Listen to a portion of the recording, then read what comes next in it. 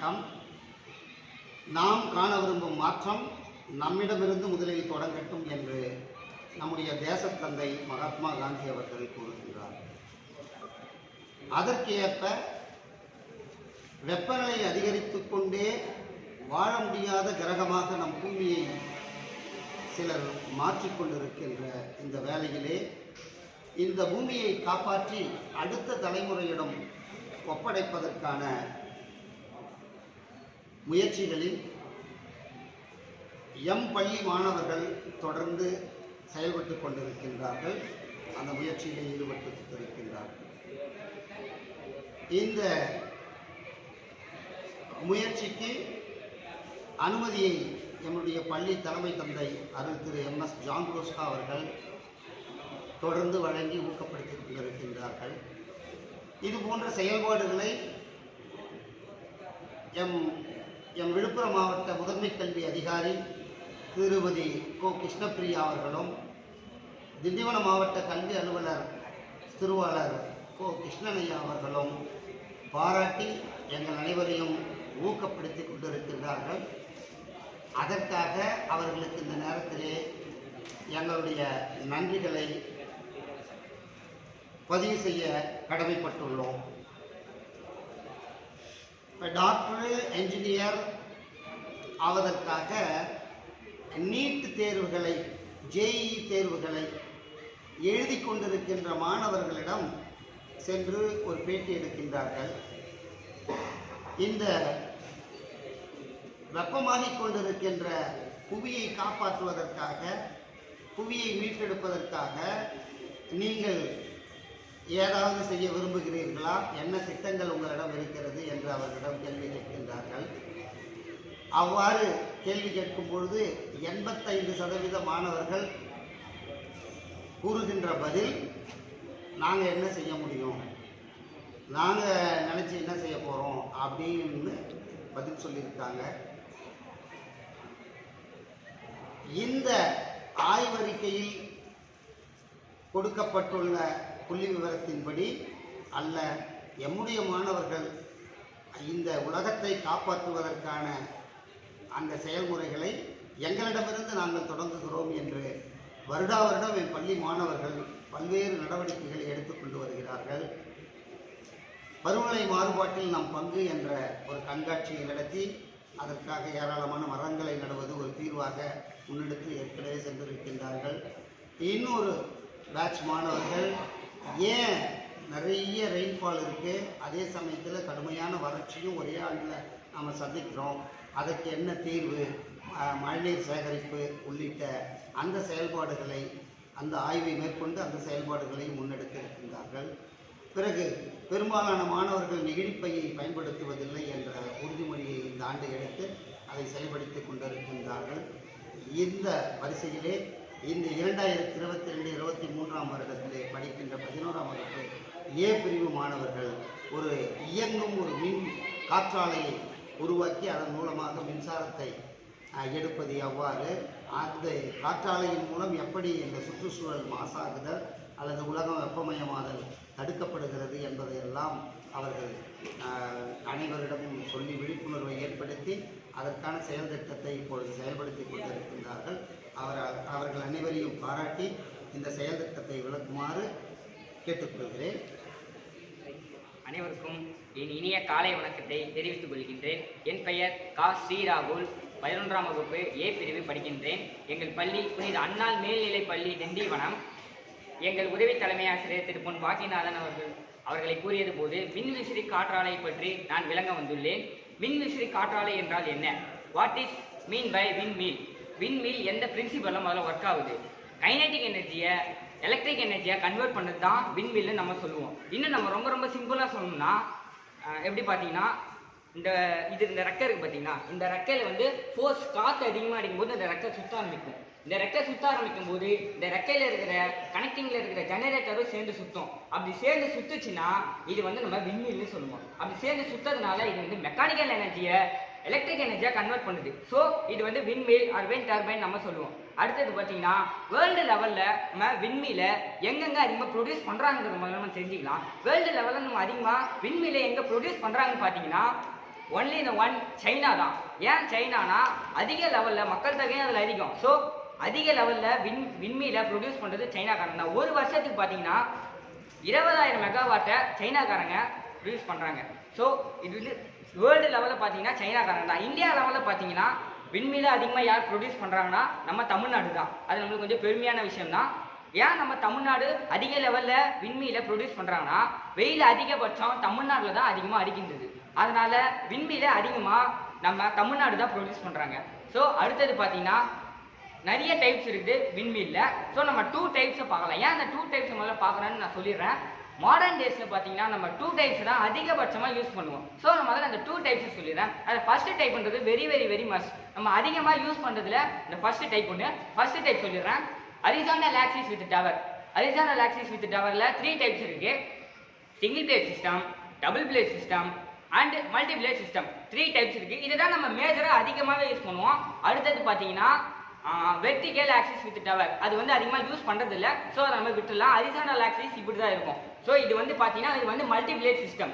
இது மாதிரி டைனமிக் ஷேப்பில் இருந்தால் மட்டும்தான் எப்பயுமே விண்மீல் சுத்தம். அப்படி ஏதோ ஒரு ஆக்சிஸில் இருந்தால் சுத்தாது. ஸோ இந்த மாதிரி மல்டி பிளேடில் டைனமிக் ஷேப்பில் இருந்தால் மட்டுமே தான் சுத்தம். அடுத்தது பார்த்தீங்கன்னா டிபெண்ட்ஸ் ஆன் த கன்ஸ்ட்ரக்ஷன் ஒரு டைப் இருக்குது. அது என்ன டைப்னா இந்த பேஸ்மெண்ட் இருக்குது பார்த்தீங்களா, இந்த பேஸ்மெண்ட்டை நல்லா ஸ்ட்ராங்காக போடுவாங்க. ஸ்ட்ராங்காக போட்டால் தான் தாங்கும். ஸ்ட்ராங்காக போட்டதுக்கப்புறம் இந்த டவர் ஃபிக்ஸ் பண்ணுவாங்க. இந்த டவர் பார்த்தீங்கன்னா அலுமினியம் ஆர் ஃபைபரில் தான் செய்வாங்க. ஏன் அலுமினியம் ஆர் ஃபைபரில் செய்வாங்கன்னு நான் சொல்கிறேன். ஏன்னா இந்த அலுமினியம் ஆர் ஃபைபரில் செய்யறதுனால தான் ரொம்ப வருஷம் எவ்வளோ வருஷம் ஆனாலும் இந்த டவர் வந்து தாங்கும். அதனால தான் இந்த அலுமினியம் ஆர் ஃபைபரில் தராங்க. அது மட்டும் இல்லாமல் அது டேமேஜ் அவ்வளோ சீக்கிரத்தில் ஆகுது, வெயிட்லெஸ் கூட. இந்த பிளேடு கூட நம்ம ஃபைபர் ஆர் அலுமினியத்தில் தான் செய்கிறாங்க. தமிழ்நாடு பார்த்தீங்கன்னா அதிக லெவலில் அலுமினியம் தான் ப்ரொடியூஸ் பண்ணுறாங்க. ஸோ அடுத்தது பார்த்தீங்கன்னா இந்த டவர் ஃபிக்ஸ் பண்ணுறோம். இந்த டவர் பார்த்தீங்கன்னா 325 ஃபீட் இருக்கும். இந்த டவர் எப்பயுமே பார்த்தீங்கன்னா அக்யூரேட்டாக சொன்னால் 325 ஃபீட் இருக்கும்.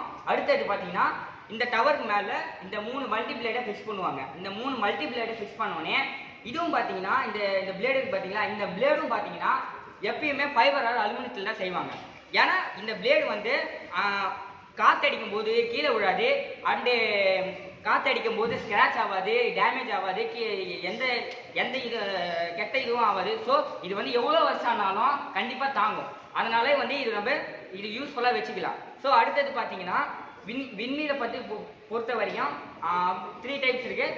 அது ஒன்று சொல்லிட்டு டிபெண்ட்ஸ் அப்பான் த கன்ஸ்ட்ரக்ஷன் அதுவும் சொல்லிட்டேன். அடுத்தது பார்த்தீங்கன்னா இந்த விண்மீலை இந்த பிளேடெலாம் ஃபிக்ஸ் பண்ணிட்டதுக்கப்புறம் இந்த வந்து எலக்ட்ரிக் எனர்ஜியை கன்வெர்ட் பண்ணுற எக்யூப்மெண்ட்ஸை முதல்ல ஃபிக்ஸ் பண்ணுவாங்க. அப்படி ஃபிக்ஸ் பண்ணால் தான் மெக்கானிக்கல் எனர்ஜியும் சரி கைனடிக் எனர்ஜியும் சரி இது ரெண்டுமே எலக்ட்ரிக் எனர்ஜியை கன்வெர்ட் பண்ணுற டைப்பு காற்றடிக்கும் போது நமக்கு ஏற்படும். ஓகே, நம்ம ஃபிக்ஸ் பண்ணுறது எப்படி கேட்கறது எல்லாத்தையும் நம்ம பார்த்துட்டோம். அடுத்தது பார்த்தீங்கன்னா விண்மீலை வந்து நம்ம பயன்படுத்துகிறோம். ஏன் பயன்படுத்துகிறோம், என்ன பயன்ன்றதை நான் 2 லைன் சொல்லிடுறேன். ஃபர்ஸ்ட் வந்து பார்த்தீங்கன்னா விண்மீலை பண்ணுவதனால நம்ம அதிக மெகாவாட்டை நம்ம வந்து ரொம்ப அதிக மெகாவாட்டை நம்ம சேமிக்கலாம். அடுத்தது பார்த்தீங்கன்னா எலக்ட்ரிக் கரண்ட் அதிகமாகவே சேமிக்கலாம். நம்ம இந்தியாவிலே நிறைய பேருக்கு தெரியும் எலக்ட்ரிக் கரண்ட் போதுமான அளவு இல்லை. எலக்ட்ரிக் கரண்ட் அதிக பேர் வேஸ்ட் பண்ணுறாங்க. ஸோ இந்த விண்மீலை வச்சுன்னா காற்று மூலமாகவே நம்ம அதிக கரண்ட்டை யூஸ் பண்ணுறது ரொம்ப ரொம்ப ரொம்ப ஒரு யூஸ்ஃபுல்லான விஷயம்.